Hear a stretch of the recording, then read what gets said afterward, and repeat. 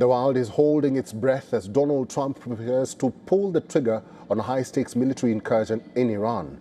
Now, Tehran has warned neighboring countries hosting U.S. troops that it would retaliate against American bases if Washington carries out threats to intervene in protests in Iran. Arab leaders and Israel cautioned Washington against any military intervention at the moment. Our next report brings you all the latest from the escalating situation.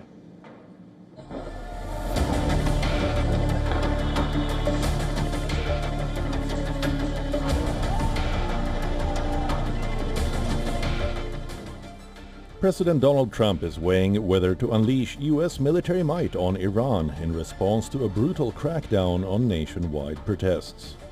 Top advisors have been summoned to map strike options, from cyber attacks to targeted military strikes, as Washington grapples with how and where to act and why.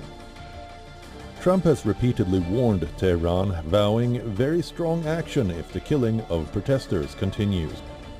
The president, who just weeks ago authorized bold action in Venezuela, now faces arguably the toughest decision of his tenure: confront a deeply entrenched regime or hold back to avoid full-scale conflict. I haven't heard about the hanging. If they hang him, you're going to see some things that I don't know what where you come from and what your thought process is, but you'll perhaps be very happy. What do you mean by that?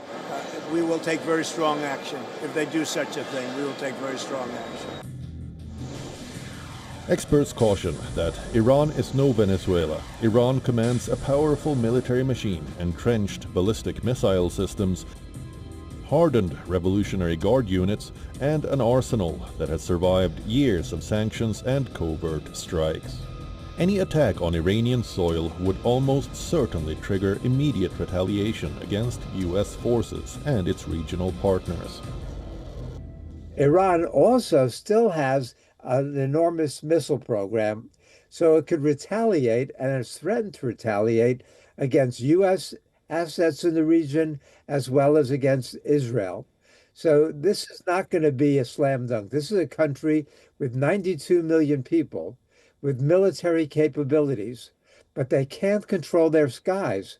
What happened in the 12-day war was Israel and then the United States were able to bomb with impunity inside of Iran.